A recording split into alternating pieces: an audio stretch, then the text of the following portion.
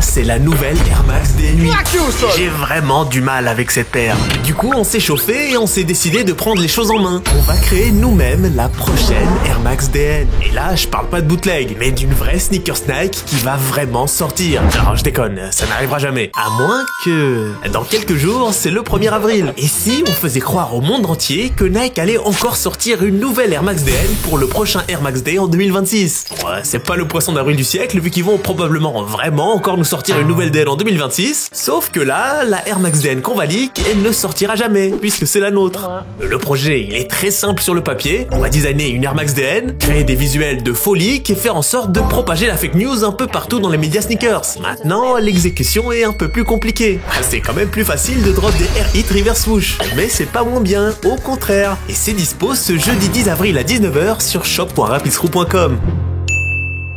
Alors, est-ce qu'on va réussir à pranker tout le sneakers game? Le FC Propagande qui t'aime à la vidéo en avant-première, vous êtes les premiers sur l'info. Il y a encore du suspense vu qu'on n'est pas encore le 1er avril. On aura la réponse dans une semaine ou deux. Là, on est entre nous, on compte sur vous pour pas snitch, hein. Parce que sur la dernière vidéo, vous avez été bien bavard. Entre vous et moi, il y a une balance. Les autres qui t'aiment à ça plus tard, quand vous allez voir cette vidéo, normalement, vous saurez probablement déjà si le plan s'est passé comme prévu ou non. Bon, pour que le poisson d'avril fonctionne, il y a deux choses ultra importantes. Faut que ce soit crédible et que ça ait pas l'air d'être un bail sorti de nulle part, même si forcément ça va sortir de nulle part. Pour la crédibilité, il faut la complicité de médias crédibles. On a la chance d'être plug avec pas mal de médias sneakers francophones comme le site de la Sneakers, Astromag, Upper Sneakers et tant d'autres. Et sur tous les médias sneakers que j'ai pas cités, on est ensemble, sauf Camino, hein. Ah, je déconne, y a rien. Non, je déconne pas en fait. Non, je déconne. La plupart des médias, c'est des bons, on partage la même passion, donc je pense qu'on peut les convaincre de rejoindre le prank, on verra bien. Maintenant, faudra aussi trouver un moyen de se plug et de faire tourner l'info au state. Et ça, c'est encore un autre bourbier, vu qu'on n'a pas vraiment de contact là-bas. La voie de la facilité, c'est tous les médias streetwear sneakers un peu douteux sur Insta. Ils ont des 300K, 400K d'abonnés, mais c'est pas vraiment des médias très sérieux, entre guillemets, on va dire. Eux, c'est un peu le genre de médias, suffit de leur envoyer une petite quicheta et te republie littéralement n'importe quelle merde. Limite, pour 100 €, tu peux même placer une annonce pour revendre ta Clio 3. Ils en ont rien à foutre. Ça peut être une solution, mais bon, l'idéal, ça serait de faire leak ça par des médias avec un peu plus de cachet. Genre Sneaker Freaker Mag, Ice Nobity et tous ces bails-là. À l'instant T, j'ai littéralement aucune idée de comment on va faire. Mais on verra si on y arrive. On verra ça.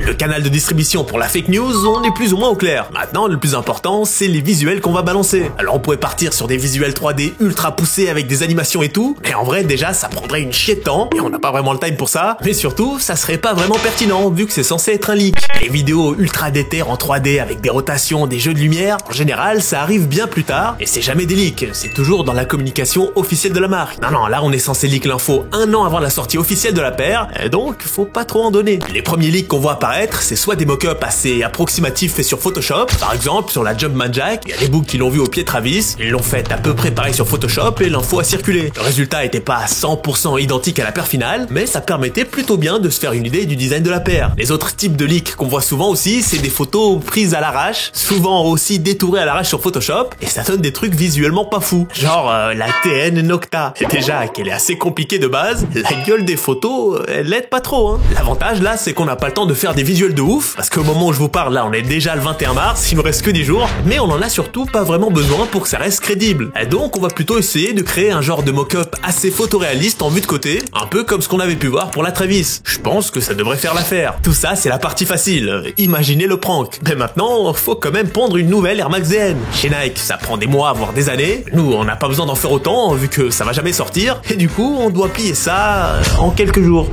D'accord, on peut prendre combien de retard à 3 semaines près? Rien, Otis.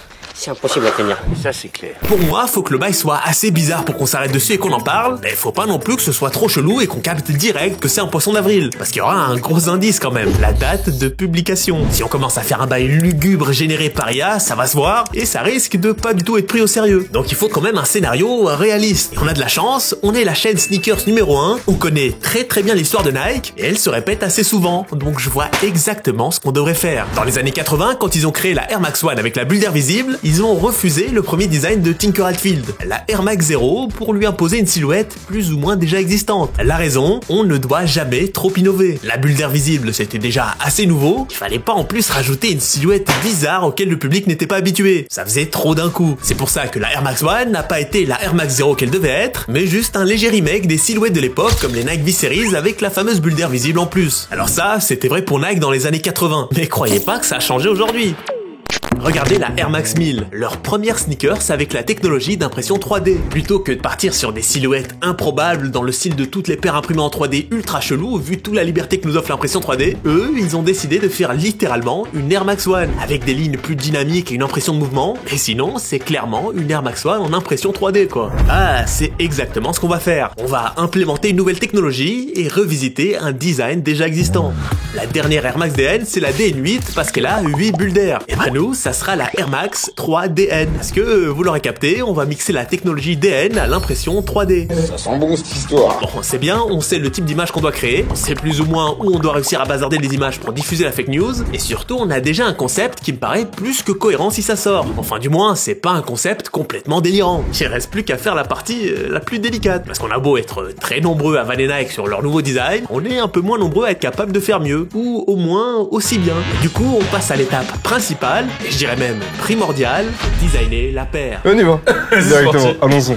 D'un point de vue design d'Air Max, là aussi j'ai une théorie, elle sera peut-être très personnelle, mais les seules silhouettes d'Air Max que je trouve réussies, c'est celles qui s'appuient sur des lignes très organiques. Par exemple, la Air Max 95, elle s'inspire de l'anatomie humaine. Pareil pour la TN qui elle s'inspire du paysage de Floride, les palmiers, le coucher de soleil, la nature. Et ces inspirations organiques, tu les vois dans les lignes du upper, la forme des semelles. On est sur des silhouettes bien arrondies, bien harmonieuses, et ces paires-là, c'est, à mes yeux en tout cas, les designs les plus réussis de Nike, toutes sneakers confondues. Quand tu vois la TN3 avec sa gueule de carte graphique, la Air Max 270, la DN avec ses lignes pointues, ou même la DN8 qui ressemble à un exosquelette, ou tu peux même remonter sur les classiques comme la BW ou même la toute première Air Max, d'un point de vue purement visuel ou esthétique, honnêtement, c'est des lignes qui m'évoquent rien. C'est pour ça qu'on va évidemment partir sur de la TN et de la Air Max 95 comme base. Et concrètement, on va faire que deux choses sur la paire. La première, c'est la moderniser. Par la technologie déjà, on passe de l'air au Dynamic Air, on passe à l'impression 3D, que ce soit sur la semelle ou tout le tech de l'upper, mais on va aussi surtout la moderniser dans les lignes. La TN, c'est une paire iconique que je kiffe de fou, vous le savez. Elle est largement dans mon top 3 et elle est pas troisième, hein. Mais si tu regardes le bail en étant un peu honnête, la grosse bande de cuir sur le côté fait pas rêver, c'est presque balourd en Big 2025, la forme des lignes en plastoc sur l'upper,